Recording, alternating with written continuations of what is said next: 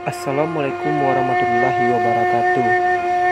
Dum sana dimanapun berada, Allah menangah sana daerah istimewa Minangkabau.